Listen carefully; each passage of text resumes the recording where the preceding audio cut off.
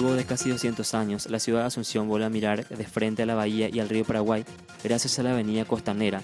Al respecto, autoridades de la comuna capitalina manifestaron que se busca intensificar una fuerte campaña de concienciación para evitar la contaminación de la zona ribereña con desechos de todo tipo. Asimismo, indicaron que la Municipalidad de Asunción trabaja fuertemente en una campaña ecológica que tiene como objetivo promover a la capital paraguaya como una de las ciudades más verdes y ecológicas del mundo. Bien, veíamos imágenes de la costanera, veíamos también las nuevas construcciones que tanta esperanza nos traen, ¿verdad? Porque cada vez que vemos que se construye un edificio es porque hay un inversor, porque habrá viviendas, empresas. Le pregunto a los periodistas que nos acompañan que permanentemente pelean por sacar una tapa. Por lo general la tapa es un diario, en este caso los tres son de prensa escrita. Las tapas cuando son positivas dicen viene tal empresa, invertirán tanto. Muchas de esas publicaciones quedan justamente en proyectos. ¿Se frustran ustedes como comunicadores al ver que eso que publicaron no fue realidad o que solamente quedó en un proyecto? Estadísticas no podríamos consultarles porque no están dentro de las consultas, pero ¿manejan esos datos? Alfredo, Evangelina. Sí, estamos acostumbrados a que nos pasen informes de algunos ministerios que nos hablan el sector de, público es el tema. sí, de inversiones multimillonarias, ¿verdad? Pero a veces quedan en proyectos, ¿verdad? Y no se concretan. Pero últimamente muchos de ellos, por suerte, sí se están concretando. La semana pasada informaron desde Industria y Comercio justamente que el ministro Zavala aprobó inversiones por casi 300 millones de dólares bajo el régimen de maquila, que entre paréntesis para mí es el modelo a seguir, ¿verdad? Porque es el que genera mano de obra, el de la maquila. Mencionó también el licenciado Ángel de las empresas de autopartes, que para mí es un fenómeno, ¿verdad? Son 5 empresas que quieren venir a fabricar autopartes para vehículos, para ensambladoras que están en Brasil. Y para mí es el camino, ojalá que se cumplan todas, ¿verdad? Evangelina. Sí. Vemos, además de las inversiones en maquila, las que son aprobadas por los ministerios de Industria y Comercio y Hacienda, de la Ley 6090, pero también concretamente tenemos varios proyectos que sí se concretan. Hay inversiones o proyectos, construcción por más de 300 millones de dólares. Hay un proyecto, Terminal Occidental S.A., si podemos decir, ¿verdad? De 1.300 millones de dólares proyectados a 20 años, ¿verdad? Que van de a poco concretándose. Mi consulta va por el lado de, esto se da a partir del 2010, cuando el país registró un crecimiento bastante importante, casi el 15%. ¿Cómo nos ven desde afuera? Es para Víctor González Acosta. ¿Cómo nos ven desde afuera a partir de allí? Creo que eso también fue un punto inicial como para que el World Trade Center también mirara a nuestro país, ¿verdad? Sin duda, muy buena pregunta, Eva. Yo creo que nosotros hoy estamos como país en la vitrina del mundo.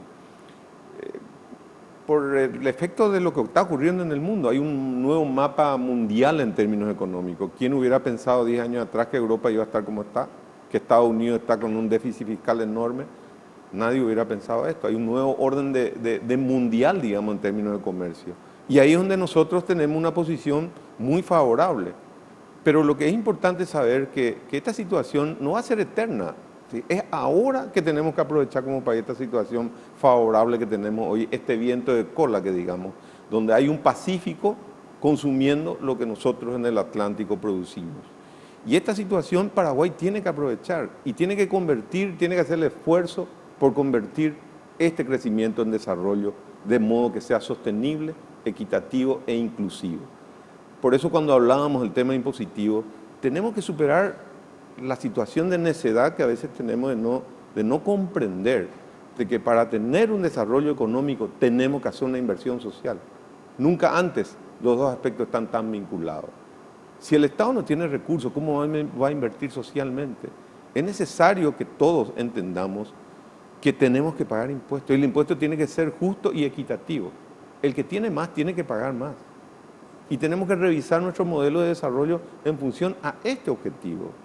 Si trabajamos, a mí me parece muy bien seguir produciendo en el campo como producimos, pero agreguémosle valor. Industrialicémonos a partir de esa producción, dejemos el valor agregado con la generación de empleo en nuestro país. Lo mismo pasa con la producción de nuestra gente del campo. Ayudémosle a invertir a ese pequeño productor que hoy tiene 10 hectáreas. Hay 200.000 familias en Paraguay que tienen un promedio de 8 o 10 hectáreas. Ayudémosle a acceder a su título, a tener un crédito barato, a asegurarle mercado, a darle asistencia técnica, y el país va a crecer.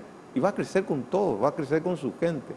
Esa es la manera de construir un país que sea sostenible en el tiempo. Esa es la manera de construir un país que sea capaz de superar la pobreza y el atraso que ya demasiado tiempo llevamos encima y que hoy nos merecemos cambiar. Pero depende de nosotros. Yo estoy convencido que lo mejor para nuestro país está por venir, pero depende de nosotros hacer que eso ocurra. Comprometernos, creer en nosotros. Si pudimos hacer en el fútbol, ¿por qué no lo podemos hacer en la economía y en la educación y en la salud? Claro que lo podemos hacer. Es cuestión de comprometernos todos sin excepción. Y en esto el sector empresarial, la sociedad civil también tiene una gran cuota de responsabilidad, no solamente la clase política. Claro que la clase política también, pero de eso se trata. Ángela Aguilera, a esta misma pregunta, ¿qué podés responder? ¿Qué podemos hacer en todo caso, concretamente? El punto acá expuesto por el arquitecto es indiscutible. ¿Cómo el Estado puede hacerse cargo de educación, de salud, si es que no tiene plata, ¿verdad? Y es un tema que constantemente en la parte de inversiones se está discutiendo, porque también estamos trayendo empresas bajo el régimen de maquila, que recién Alfredo decía es el modelo a seguir, en donde las empresas realmente pagan solamente el 1% de impuestos. O sea, no pagan ningún otro tipo de impuesto, ¿verdad? Entonces, yo creo que el tema de impuestos es un tema que tenemos que replantear, ¿verdad? Para ver primero la morosidad, o sea, qué es lo que tenemos hoy, cómo podemos mejorar lo que tenemos hoy, y a partir de saber que estamos trabajando en la parte de lo que son la evasión de impuestos, de las empresas que hoy no están pagando, de la parte de los impuestos del sector del campo, que realmente sean reales, etcétera, etcétera, ahí empezar a ver los impuestos nuevos, ¿sí? Y ahí ver la recaudación que tiene el Estado, y a partir de ahí si el Estado, bueno, yo necesito más porque voy a empezar a invertir en más, y ver que realmente esos impuestos vayan a las inversiones de educación y salud. Yo creo que indiscutiblemente cuando esa inversión se dé en esos sectores, la gente no va a tener problema en pagar sus impuestos. Pero quería agregar una cosa, yo creo que no es suficiente el dinero, hay que cambiar el modelo de gestión política. Necesitamos una gestión política más transparente, más eficiente y más honesta. Yo cuando veo los actos de corrupción en la prensa, siempre estoy pensando cuántas escuelas y cuántos centros de salud podíamos haber hecho con esa corrupción. En gran medida, la pobreza en nuestro país es producto de la corrupción de nuestro país. Si solo corrigiéramos eso, ya haríamos un enorme paso. Y eso depende no solamente de la clase política, depende de nosotros también, sociedad civil, que seamos muchísimo más exigentes con la clase política en el cumplimiento de sus obligaciones como funcionarios públicos.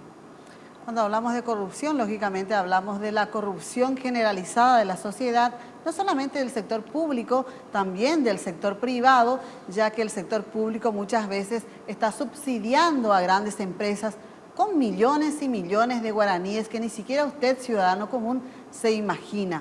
Esa corrupción que se da en la mínima compra, María Luisa, o sea, yo puedo dejar de pagar un impuesto por algo que haya costado 10.000 guaraníes, puede parecer nada, pero sumando eso, como dice, realmente lo que hay que cambiar es entonces el modelo, la conducta de la gente, trabajar el autoestima del paraguayo, de la paraguaya, que es tan importante por volverlos mucho más amantes de su mismo país, ¿no? que levanten con orgullo esa bandera y que digan, esto lo está perjudicando a mi país, ¿no? Por más que sea pequeño. Claro, porque si no, de nada va a servir que subamos los impuestos, si nosotros no nos aseguramos primero que todo el mundo pague sus impuestos. Y todo el mundo sabemos en este país que no todos pagamos nuestros impuestos. Si solo eso nos asegurábamos, ya generaríamos un enorme ingreso adicional al Estado. Una tarea pendiente entonces que queda para los gobernantes que van a asumir en agosto es igualar. Yo sé que aquí hay muchos funcionarios contratados que pagan 10% de su salario al fisco. Exactamente 10%, o sea que pagan IVA. Y nos estaba contando Alfredo Chan de última hora que toda esta gente millonaria, trillonaria, paga 0,2%. Entonces, es aritmética clara, no hace falta ni siquiera conocer estadísticas para darnos cuenta que es necesaria una equidad social. Queremos agradecer a nuestros panelistas. César. Asimismo, agradecer a los que están invirtiendo su tiempo, al mismo tiempo, ¿verdad?, en venir, a nuestros invitados, por dar sus visiones, por compartir este espacio que sabemos que llega a la ciudadanía y que también queremos que sigan construyendo con nosotros esto que se llama Tribuna Pública. Tania, tenemos las consultas, los resultados a través de las redes sociales. ¿Qué cree usted que se debería hacer para que exista un crecimiento económico en el país? El 16% de los participantes cree que el gobierno necesita invertir en industrias nacionales. El 53% opina que el gobierno debe invertir en mejorar los servicios como salud y educación. El 21% propone que se debe mejorar y ampliar incentivos para inversores nacionales y extranjeros. Y el 10% piensa que se debe mejorar y actualizar las políticas impositivas para incentivar el pago. Muchísimas gracias, Tania. Vamos a despedir entonces a nuestros panelistas, Claudio Sánchez, Evangelina Bogado y Alfredo Strand. Asimismo, bueno, Víctor González Acosta, entonces muchas gracias por su tiempo, señor Ángel Aguilera también. Así es que ojalá podamos seguir compartiendo otros espacios y cada vez con resultados más alentadores para este país. María Luisa Ferreira y César Palacios se despide de ustedes en esta edición de Tribuna Pública que ha tratado el tema inversiones en el Paraguay, la situación actual. Muchas gracias. Hasta luego.